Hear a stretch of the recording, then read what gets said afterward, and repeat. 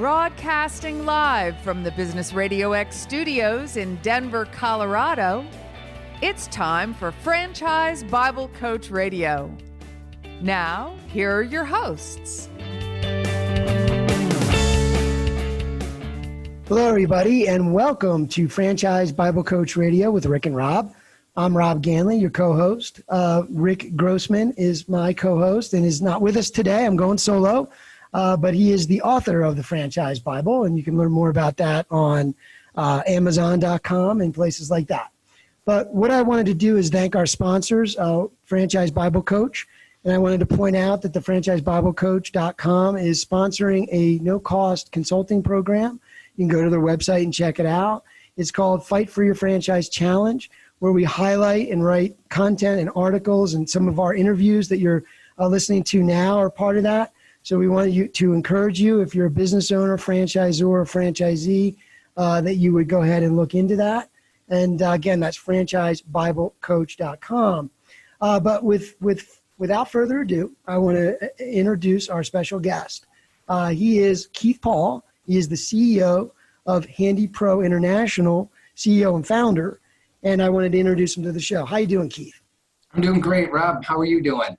I'm doing fantastic. And as I said to you earlier before we got started, I really love these interviews. I love talking with guys like you, and I love franchising. So we're going to have a nice talk today about the situation, right, that we're all in. But I'd like to start with how you got to where you got to with your brand and the decision to franchise and things like that. Sure.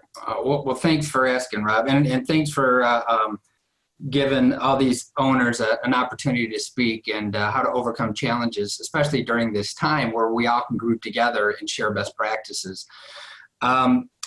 We got started, my beautiful wife of 27 years and I, we were sitting down one day and we wanted to start a business. We had a pizzeria, a small pizzeria. We sold it, and we're looking to start different businesses. And at that time, her grandmother, Grandma Rissy, was having a kitchen remodeling project completed. And the gentleman that was in there said to her, Rob, said, "I'm sorry, I underbid the cabinets. I need $2,000 more to cover it." The trusting soul that she is, she wrote him the check, gave it to him, never saw him again. And Deb and I said, although, I wasn't in the trades myself, we said there's an opportunity here because there's so many good people in the trades that we know that, maybe they don't know how to market themselves, and maybe we can help make sure, do some background checks, make sure that some good guys are good guys, and then give them to people who don't know any tradespeople. And that was the start of HandyPro. We actually had so many calls for handymen, we couldn't find enough, so we started our first handyman, because what we do is we provide handyman services and home modifications for seniors and people with disabilities. And so we started with one craftsman. His name was Larry on October 7th, 1996.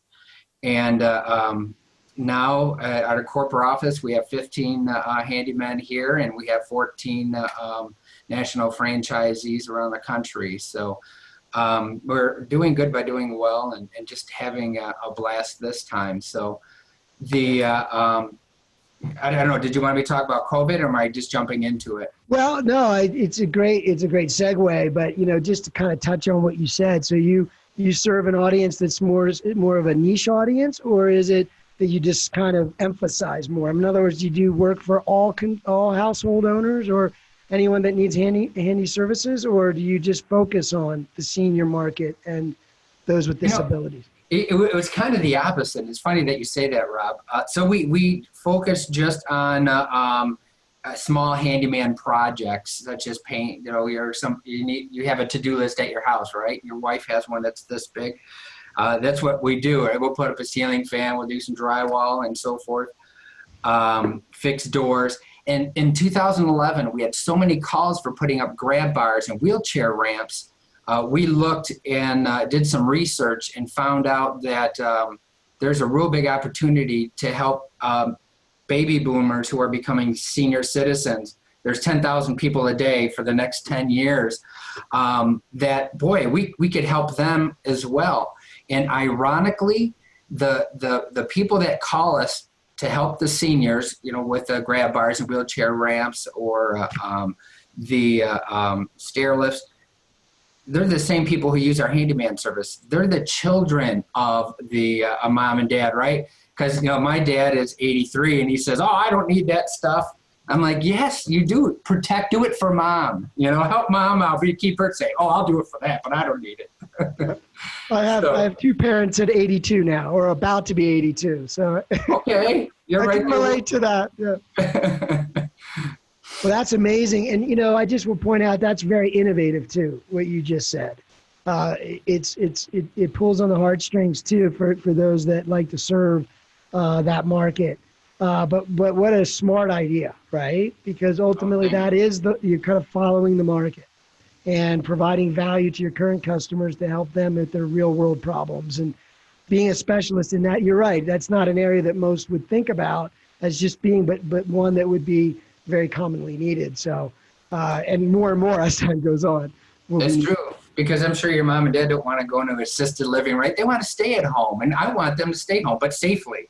But safely, exactly. So there you go. Very, very smart move there. Well, great. And so, yeah, that is sort of the segue. I mean, we're here in the middle part of 2020, and we're talking about a business. And so the question that I like to ask is, in light of COVID-19, how has your leadership or your approach to communicating with your franchisees evolved? And we'll get into some other details as well. But starting with that, how has it kind of impacted your leadership and your interaction with your franchisees and customers? Oh, wow. Well, that's a really good question. I would say it impacted the leadership and the team and myself in two distinct manners. Number one, over communicate. When you have to work with your franchisees and say, guess what? We have to close down for, we don't know how long. Only part of our service was essential. Somebody needed a grab bar, it's essential, but painting somebody's room is not. So the majority, and those who did need a wheelchair ramp or something, they didn't want us in their home. And I understood it. So we had to over communicate with hope, because we knew this was temporary, and get a lot of reassurance. But the second thing, Rob, was something that we didn't expect, and we heard the term personalism over professionalism, meaning that we had to really connect, over communicate, meet one-on-one with franchisees, and say, okay, where are you at? Let me show you why this is only temporary, how we believe we're going to come out of this, and give them reassurance and hope, because because our service is in such high demand, we didn't think there was going to be an issue opening back up, but we didn't know for certain. Nobody had any certain, and things change on a daily basis. But so we worked personally with each of our franchisees and how they could communicate with their staff, saying, guess what? We don't have any work. Okay, what does that mean to you? How are we going to make sure that our craftsmen, our team, is going to be able to come back better, faster, stronger? And so, we worked with our franchisees individually. We put them all on a Zoom meeting, and we all just had discussion groups, sort of like our yearly conferences. And if there's anything that really came positive about it, because we became a stronger community working together. Franchisees were helping franchisees. They were talking about how they were laying off their craftsmen, sharing best practices, and when do you hire them back?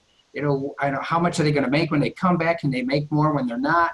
And everybody shared best practices this way. And after our first Zoom meeting, I sent on a note to the franchise community. I thought I would have to encourage you, and it was the opposite. They encouraged me. They encouraged our team. It was amazing. Yeah.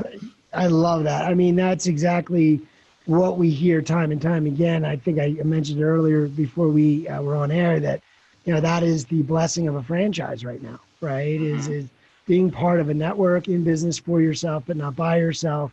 And that still extends to the brand owner, to the CEO and founder, right? I mean, who you have. And you've got a lot of smart franchisees is who you have. A lot of people that have extensive backgrounds in a variety of things probably, right? And so now everybody gets a chance. So was there anything unique about like some of the ideas they might have had? Did they have some ideas that you've kind of implemented and said, wow, this is kind of a neat idea?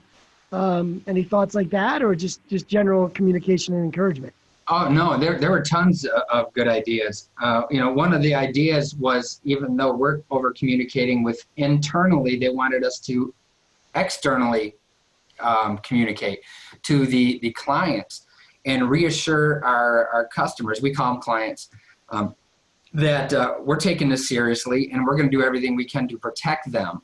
So we got branded masks with logos. We updated our badge. So when a masked person comes to your front door, your mom's front door, they have a badge so they can see who we are and verify that that person is who they say they are, and put it right on our webpage. The first thing they see is what we're doing to protect them and their family. That's probably one of the best things that the franchisee community says, because it worked and the phones are ringing. We're very blessed. Wow. Well, and exactly that what we, again, the idea of communicating that we still are valuable. So one of our guests shared something not long ago about, prior to the pandemic, you had value, you delivered value. After the pandemic, you still have that same value, but the process might change. And one thing that we did emphasize, and you hear it over and over, is communicating that safety to your client, right? Mm-hmm. Like you've done. And I think you're right. I think all of us, me included, you included, we want to give back to our communities, get out there, do things. But one thing most of us would want is that clarity about, well, what are you doing different? How are you handling this? And showing them that you're on. And I noticed your site. I noticed that you've done some very clear things. But that's what people need to hear, right? Mm-hmm. Is that is, hey, I still want the value. Just want to make sure the boxes are checked and you're thinking about this and we're all working together, and there you go. Because that's it, right? You got it. Got it. So in the midst of all this, what does it look like on the franchise development side? I know you said you had 15 now. I think you said nationally, or 14 or 15. What's that looking like for the future? How do you see growth happening now with in light of the COVID-19? Very good question. Where do I start? We've been working on a project for almost 2 years, and we're looking to put it out, and we want to do it in August, but it's like a no-touch experience for our clients. They can book online, they can go to an app, and they can book. It's almost like Uber, but for home services. If somebody wants something done for their mom or something, or themselves, they just book it, see the price, book, done. Somebody comes out, takes care of it, they pay, and they can see their account. We've been working on this for 2 years. We just put this up quicker because we weren't pushing franchise development until we were done. And now at the end of next week, we're going to be finished because of COVID, right? So this will make it easier for our clients and all that.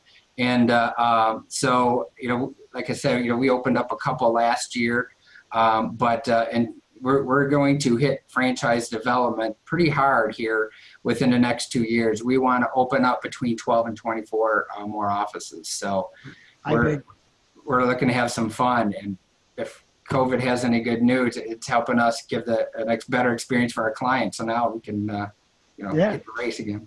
I love that. So you're telling me you've been building a really awesome mobile app to accompany the service that your franchisees and your brand can use, but the end user can easily, just like Uber or Lyft, they can just kind of buy it and have it done. It's kind of all online and real easy to do. Absolutely. They can book online, or they can see it right on their phone. Yes. Wow. That's huge. I mean, and I do think that if COVID, and my trade, my background is technology and marketing and sales and entrepreneurship and things like that. But I would say that we're noticing is a lot of innovation, or the ability to focus and double down on things that you were just taking longer than normal or whatever, or just you can focus on it now, right? Oh, yeah. And the need to be more touchless and more digital and just, there's a variety of things that maybe you can try, but that sounds like, man, the timing couldn't be better. And in addition, what we're hearing, and I'm hoping you're feeling the same way, and you let me know, but we're feeling like the franchise industry tends to uptick a bit when the economy downticks a bit. And certainly with so many people being asked to move on for a variety of reasons, do they go back to that job? Is there a job? Right. And so this movement of folks looking for other things to do, the entire franchise industry is that pathway, right? Absolutely. And so, yeah, I certainly hope that you guys, easily hit that 12 to 24. Because I think that's where we got to look, right? That's where folks got to look to bring something into this economy, be a business owner and create some economic centers in your community, right? Absolutely. We were talking to a prospective franchisee last week, and he said, I don't know if I have a job going back. And so this is an opportunity to do something I wanted to do all my life. And, I'm glad we met. Yeah, exactly. I'm glad we met. And I would think that my father, who was a technology guy, he was like a CIO. I like to talk about him a lot. He's a super smart guy. But I tell you, the one thing he probably would have liked to do more than anything is what you guys do. He was a master at building and fixing and tweaking and optimizing anything home. And he probably would have said, I always wanted to do this. He'd have been that corporate executive that said, I'm done with this, right? So anyway, well, good deal. So great. So tell me a little bit about, is there anything that sticks out the last couple months about a client or a franchisee or just a story, right? And this can be just about people helping people, just someone going the extra mile, anything like that happening with it? Because I'm hearing a lot about, COVID and just communities coming together. I mean, is there anything out of the ordinary that's been happening in your communities? Well, there's a lot to answer that question. One thing that said, and you just said it, what's happening in the community? There was at one point at our office here, we had to lay everybody off, all the craftsmen, right, at our corporate store. And they decided to get together and say, okay, well, we're laid off. Now, how can we help? And I said, really? What they ended up doing is donating their time to work at it's called Life Remodeled in Detroit. And it's an organization that helps people who are underprivileged. They can't fix up their homes. And so they just got this building. They didn't know what to do and how to fix it. So they spent their time just going out and helping when they didn't have to do it. They didn't get an extra paycheck. They didn't do this. They were, on just getting unemployment and so forth. And we found that to be true around the country, with our franchisees. And that, one of our guiding principles is giving back. And it just amazed me that that people were helping during this time. They were scared. They were hoping they're going to have a job here come, when this is able to work. But they move forward instead of just sitting home. And that gives me chills. I knew it. I throw that out there, and I always get that kind of answer. I felt like so many people responded that way. Yeah. I know that for a lot of me and Rick, others that are in this, we just wanted to figure out what are our resources and what can we do, right? I mean, it was like what you said earlier about personalized, being more personal and not professional. Like, right. Sit down and rolling up our sleeves and figure out how we can help each other. You know what I mean? So that's great. So listen, as we wrap up the show today, I'd like to leave our listeners with sort of and we kind of highlighted a lot of things today, but like with a gold nugget or a tip or something you might leave the audience just because of what you've been through the last few months, or maybe it's just something a guiding principle you've always used and helped you through this time. Is there anything like that you could share with the audience? A gold nugget? We have about an hour, right? No, I'm just kidding. I'm kidding. The golden nuggets, Rob, thank you for the opportunity to say that, because I know your listeners are either thinking about getting into franchising or they are franchising. And the great thing about being your own business owner is you get to do what you love, right? If you love operations, you do operations. If you love sales and marketing like yourself, you can focus on that. If you like finances, you can focus on that. But one thing that we want to share is, you get busy being an entrepreneur, right? is two things. Never forget that, business ownership's about improving your life. It's about improving the lives of the people you serve, whether it's your customers or your franchisees or your team. Have fun, enjoy it. And sometimes we can get, so caught up in doing it, we forget to have fun. And the last thing is, I think the quote was either from Henry Ford or Andrew Carnegie. They said, if you're in business just to make a profit, you're a poor business. And what that means is business is more about serving the people the right way. It's about giving that great place to work. It's about making sure that your clients have a great experience, because if you do that, the profits will come. So just make sure you're taking care of each other, give back, have fun doing it, and enjoy yourself. Life's too short not to have fun, huh? That's right. I think we're all starting to really feel that reality, right? Right. But no, I mean, that's the franchise industry. It really envelops that idea. But yeah, truly serving your audience and your clients and your customers and your community, that's what it's all about. And the rest should take care of itself when you focus that way. There are fundamentals, and that's the great thing about franchising, because you take care of all those things. And but yeah, that's been great. I appreciate, Keith, thank you for your time today. My pleasure. Thank you, Rob, for having us and making the world a better place by doing what you're doing and sharing the best practices and good news. You got it. I appreciate it. So that'll do it for today's episode of Franchise Bible Coach Radio. Thanks again to Keith Paul, CEO of HandyPro International. And Keith, one last thing, is there a website folks can go to learn more about your business and your brand and your opportunity as well? HandyPro.com. There's an easy one. HandyPro, yes. HandyPro.com. Perfect. Well, I'd like to also thank again our sponsors, SEO Samba. You can learn more about SEO Samba's franchise marketing operating system. It is a unique, one-of-a-kind platform that is both centralized and collaborative, built for franchise owners and franchisees. So check more of that out at SEOSamba.com. And again, check out the Fight for Your Franchise Challenge. You just need a name and an email. You can learn more about that program at franchisebiblecoach.com, and we appreciate it. Thanks again for listening, and bye for now.